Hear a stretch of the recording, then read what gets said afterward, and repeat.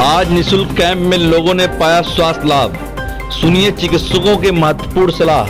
पूर्व प्रधानमंत्री अटल बिहारी वाजपेयी के जन्मदिन पर नेशनल मेडिकल ऑर्गेनाइजेशन की तरफ से नौतनवा के कौलही, बरगदही नगर पंचायत, सुनौली, भगवानपुर एवं ठूठीबारी, इटैया, कुलही तथा बभनी में आज निःशुल्क रोगी जांच तथा औषधि वितरण कैंप आयोजित किया गया, जिसमें वनवासी कल्याण आश्रम, रोटरी क्लब नौतनवा और सीमा जागरण मंच ने सहयोग दिया। वहीं भाजपा नेता जगदीश गुप्त ने बताया कि कल 26 दिसंबर को रतनपुर, तरैनी, बरगदवा, चकदा, सिमराना, बिशुनपुरवा था, बैटवलिया, गिड़हवा, एक्सड़वा, राजपुर एवं भगीरथ नगर सहित कुल 21 जगह कैंप आयोजित किया जाना है। इस प्रकार नौतनवा विकास खंड के 11 स्थान पर, लक्ष्मीपुर विकास खंड में 3, बिजनौर में 3 एवं निचलौल विकास खंड के 4 स्थानों अर्थात 2 दिनों में 21 स्थानों पर कार्यक्रम आयोजित है। उक्त सभी स्थानों पर दिन के 10 बजे से 4 बजे निःशुल्क रोगी जांच तथा औषधि वितरण का कार्य किया जा रहा है। कार्यक्रम लखनऊ के KGMU, लोहिया अस्पताल लखनऊ तथा कई मेडिकल कॉलेजों के वरिष्ठ चिकित्सक अपने पैरा मेडिकल स्टाफ के साथ देखिए, वनवासी कल्याण आश्रम के मेडिकल कैंप तो कोविड के जो दूसरा दौर था उसी समय से चल रहे हैं और उस समय हम लोगों ने 60-62 गाँव में कैंप लगाया था और लगभग 8,000 लोगों को निःशुल्क दवाइयाँ दिया था। आज का ये जो कार्यक्रम है, ये आज पूर्व प्रधानमंत्री अटल बिहारी वाजपेयी जी के जन्मदिवस के अवसर पर ये नेशनल मेडिकल ऑर्गेनाइजेशन की ओर से ये कैंप लगाए गए हैं और आज और कल 2 दिनों में पूरे जनपद में 21 जगह कैंप लगाए जाएंगे।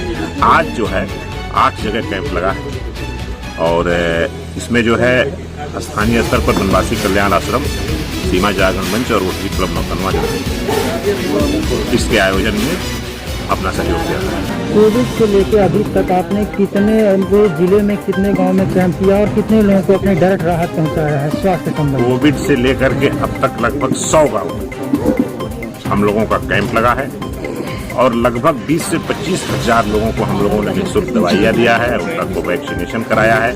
और आज ये जो मेगा कैंप लगा है, इस कैंप में अभी संख्या की जानकारी तो मुझे नहीं हो पाई है, शाम तक हो जाएगी, लेकिन मेरा अपना अंदाजा है कि आज ही कम से कम 5,000 लोगों का निःशुल्क जांच करके उनको दवाइयाँ दी गई है। क्योंकि इस जगह सरकार ने सरकारी अस्पताल खोले हैं, आप जगह गाँव में कैंप कर रहे, रिस्पॉन्स क्या मिल रहा है लोगों से? नहीं, रिस्पॉन्स तो बहुत अच्छा है। हम गाँव में जा रहे हैं, हमारे कार्यकर्ता लोगों को बुलाते हैं, वहाँ लोग आते हैं, हम उनका निःशुल्क परीक्षण करते हैं, उनको जो दवाइयाँ हमारे पास उपलब्ध है वो दवाइयाँ देते हैं। जो नहीं दवाइयाँ उपलब्ध हैं उनको बताते हैं कि भाई ये आप बाजार से खरीद लीजिए। नहीं, यहाँ पे हम लोग जो है बेसिकली नेशनल मेडिकोज ऑर्गेनाइजेशन, ये एक संस्था ऐसी है, संघ के एक ब्रांच है जिसमें जो है आपके MBBS और डेंटल ये दोनों मिला के एक विंग हम लोगों ने बनाई है और जो लगातार समाज की सेवा करती रहती है और हर वर्ष ये कार्यक्रम चलता रहता है। पिछले वर्ष केवल जो है कोविड की वजह से ये कार्यक्रम नहीं हो पाया था, लेकिन हर वर्ष काफी दिनों से ये कार्यक्रम चल रहा है और इस बार हम लोगों की योजना ये है कि पूरे नेपाल बॉर्डर पे जो है ये बहुत सारे लोग ऐसे वंचित रह जाते थे, उनको ये कवर करने की योजना इस बार की गई है और इस संदर्भ में आपका उत्तराखंड से लेकर और ये पूरे बिहार बॉर्डर तक जो है ये कार्यक्रम चल रहा है। ऐसे में हमारे जो है मेडिकल कॉलेज के, प्राइवेट इंस्टीट्यूशंस के सारे डॉक्टर्स जो है, चाहे डेंटल के हों चाहे एलोपैथिक के हों, यहाँ पर सभी अपनी सेवाएं दे रहे हैं और ग्रामीण लोगों को और उनको परेशानियां जो भी हैं या तो खुद यहाँ पे सुलझाने की कोशिश कर रहे हैं, लेकिन अगर उसमें कुछ ऐसी चीज रह जाती है तो वहाँ शहर में बुला के ऐसी आवश्यकता पड़ती है तो उनको बुलाकर वहाँ भी आश्वासन दे रहे हैं कि वहाँ आकर ये अपना आगे इलाज कराएं। सर, क्योंकि महाराजगंज जिले का तराई क्षेत्र है, काफी पिछड़ा इलाका है ये, तो आप लोग जब टीमें ग्रामीण क्षेत्रों में लगाए कैंप कर रहे हैं, क्या क्या चुनौतियाँ, मतलब किस तरह का लोगों का सहयोग, रिस्पॉन्स आप लोगों को मिल रहा है? सहयोग हमें, जैसा आपने बताया कि वनवासी छात्रावास का मिल रहा है, फिर सेवा भारती का मिल रहा है और इस तरह की सारी चीजों का यहाँ पे एक तरह से सारी चीजें एक में समाहित हैं और वो अपना कार्यक्रम कर रही हैं और हम लोग को एक बेस बना के उन लोगों ने दिया है। उनका बड़ा मैं धन्यवाद कहूँगा कि जो है उन लोगों ने हमें एक ऐसा प्लेटफॉर्म दिया है जिसपे हम लोग आसानी से ये कार्य कर पा रहे हैं। सर एक सवाल और है, स्वास्थ्य के मुद्दे पर क्या इस क्षेत्र में बेहतर काम करने की जरूरत है, क्योंकि आप लोग गांव-गांव जा रहे हैं, कैंप कर रहे हैं, तो इस मुद्दे पे क्या बेहतर काम करने की जरूरत है यहाँ तो जरूरत? बिल्कुल, ये आपने बिल्कुल सही क्वेश्चन किया और ये प्रश्न आपका बड़ा समीचीन है मैं कहूँगा।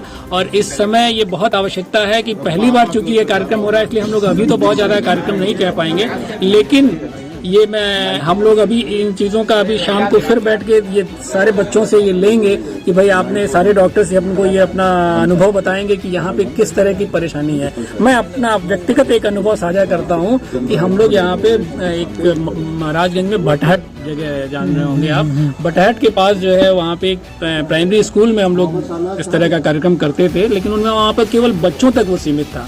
और बच्चों में बताऊं कि शुरू में जब हम लोग जाते थे तो आयरन की गोलियां लिखते और उनको देते हम लोग परेशान हो जाते थे, लेकिन उन लोगों को हम लोगों ने शिक्षित किया, कोशिश की कि भाई कैसे आपको सफाई से रहना है, नाखून काट के रखना है, कैसे ऐसा रखें कि जिससे वो वर्म्स की प्रॉब्लम ना हो, जिससे उनके अंदर एनीमिया ना होने पाए। और एनीमिया आप जान ही रहे हैं कि एनीमिया अगर होगी तो सारी बीमारियों की जड़ है, क्योंकि वो खून जब नहीं बनेगा तो फिर सारी आपको ऑक्सीजन नहीं मिलेगा, उसकी सारे सेहत पे पूरे स्वास्थ्य पे फर्क पड़ जाएगा।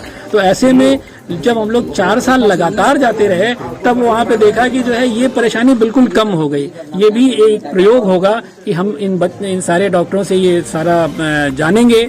रोज आज और कल हम लोग शाम को फिर इसको देखेंगे और फिर अगले वर्ष के कार्यक्रम में उन सब चीजों को और बेहतर करने की कोशिश करेंगे। ये पहला हम लोग का प्रयोग है इस क्षेत्र में इस तरह का एनएमओ का। बाकी तो हम लोग छोटे छोटे इकाइयों में बहुत सारे करते रहते हैं, लेकिन ये प्रयोग इस बार जो है हम लोग का जो नेपाल बॉर्डर का है ये पहला प्रयोग है। यहाँ से लेकर बिहार तक ये चल रहा है और इधर उत्तराखंड तक पूरा ये चल रहा है। सर, ये जो ओमिक्रॉन जो डिजीज आया है इससे बचने के लिए क्षेत्रवासियों को क्या सुझाव देना चाहेंगे?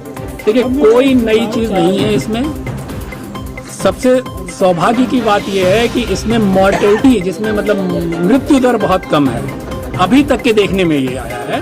और अभी तक एक आधी मृत्यु नोटिस की गई है, वरना जो है कम से कम ये नहीं है। बस एक गनीमत ये गनीमत है। और दूसरी ओर दुर्भाग्य क्या है कि ये बीमारी बहुत तेजी से फैल रही है।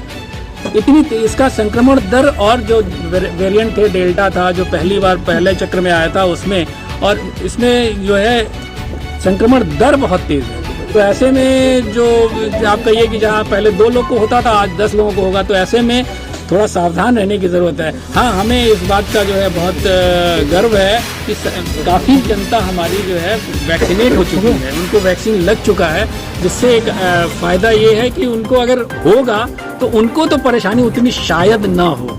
उम्मीद यही है कि उनको परेशानी बहुत कम होगी, उनके सिम्टम बहुत कम होंगे, लेकिन उनकी फैलाने की चीज तो रहेगी। तो इसलिए आपको बचने की आवश्यकता तो है ही है, और वही सारी चीजें हैं। कोई भी नई चीज नहीं करनी है, सारी जैसे हम दूरी बनाकर रखें, मास्क का प्रयोग करें। और अभी लकीली अभी हमारे इस पूर्वांचल के क्षेत्र में ओमिक्रॉन का बहुत मैं चूंकि पैथोलॉजिस्ट हूँ और हम लोग तो डेली देख रहे हैं, तो अभी ऐसा कुछ नहीं आया है। जैसे ही वो आता है, अभी कुछ सैंपल्स हमारे 2-4 जो पॉजिटिव इधर आए हैं उनको हम लोगों ने लखनऊ भेजा है, लेकिन अभी तक ऐसा कोई दिखता नहीं है कि ओमिक्रॉन का बड़ा इधर भय है। लेकिन भय का छोड़ देने का मतलब ये नहीं है कि बिल्कुल हम निश्चिंत हो जाएं। इसमें बहुत आवश्यक है कि इस पे सावधानी ही सबसे बड़ा बचाव है। आप देख रहे हैं DBS न्यूज।